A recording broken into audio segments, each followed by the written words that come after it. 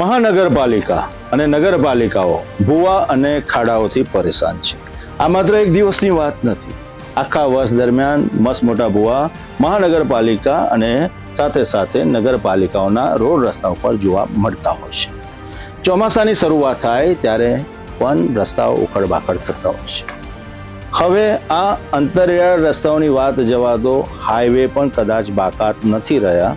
નડિયાદ ખેડા હાઈવેની વાત કરું તો મસ્ત મોટો ભૂવો ઉપસી આવ્યો છે, જેને લઈને વાહન ચાલકોની રફતાર ઘટી ગઈ છે, મુશ્કેલીમાં વધારો થયો છે। આવન જાવન કરતા વાહન ચાલકો આ દ્રશ્ય જોઈને અચંબામાં પડી ગયા છે, કારણ કે પરપ્રાંતમાંથી પણ વાહન ચાલકો આ હાઈવે પરથી પસાર થતા હોય છે। અકસ્માતને નોતરું આપવાની આ ઘટના છે। તંત્રની કામગીરી સમયાંતરે નથી થઈ, જેને લઈને રોષની લાગણી પણ જોવા મળી રહી છે। અન્ય પ્રાંતમાં, અન્ય શહેરમાં ગુજરાતને વિકાસ મોડેલ તરીકે આપણે રજૂ કરતા હોય છે। નેતાજી ભાષણમાં પણ દાવા કરતા હોય છે કે ગુજરાતનો વિકાસ અગ્રેસર છે અને ગુજરાત તો સમગ્ર દેશનો મોડેલ છે, પરંતુ આવી તસવીરો, આવા દ્રશ્યો અને આવી ઘટનાઓ જો ભેગું કરીને સરવાળો કરવામાં આવે તો ચોક્કસપણે શંકા જાય અને ગંભીર સવાલો તંત્ર સામે ઊભા થાય। એવું જ કંઈક બન્યું છે હાઈવે ઉપર। કોઈના પેટનું પાણી હલ્યું નહીં અને મસ્ત મોટો ખાડો કદાચ દુર્ઘટનાને આમંત્રણ આપતો હોય તેવા દ્રશ્યો સામે આવ્યા। જવાબદાર કોણ? તો કે કોઈ નહીં। નેતાજી મોજમાં, તંત્ર મસ્તમાં। આ જ વ્યાખ્યા કદાચ નેતાજીના અગડમ બગડમની છે।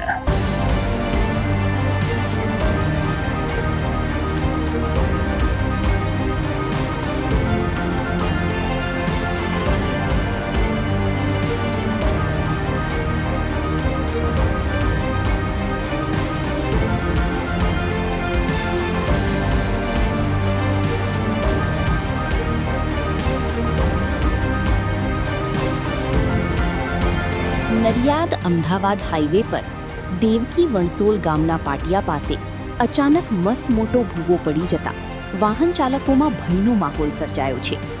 હાઈવે પર પડેલો આ ભૂવો અંદાજે 10 ફૂટ જેટલો ઊંડો અને 3 ફૂટ પહોળો હોવાનું સામે આવ્યું છે। ભૂવો પડતા વાહન ચાલકો માટે અકસ્માતનું જોખમ ઊભું થયું છે અને સ્થિતિની ગંભીરતાને ધ્યાનમાં રાખીને માર્ગની એક સાઈડનો રસ્તો બંધ કરવાની ફરજ પડી છે।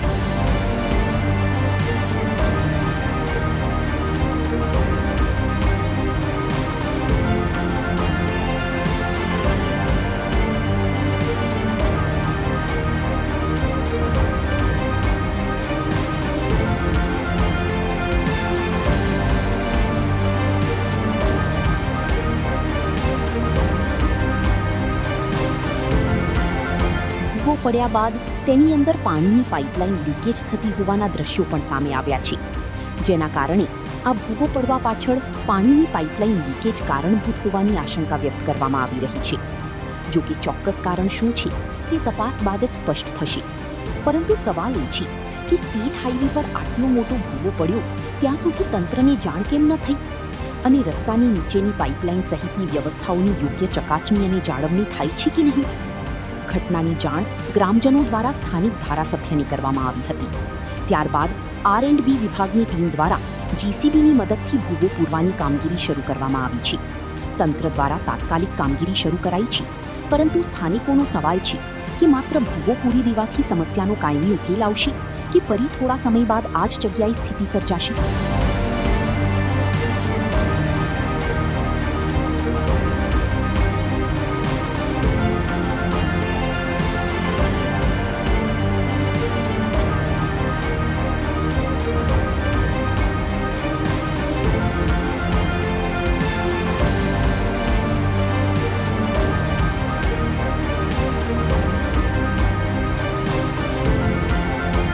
સ્ટેટ હાઈવે પર વારંવાર ભૂવા પડવાની ઘટનાઓ સામે આવતા માર્ગ મકાન વિભાગની કામગીરી સામે પણ સવાલો ઉઠી રહ્યા છે।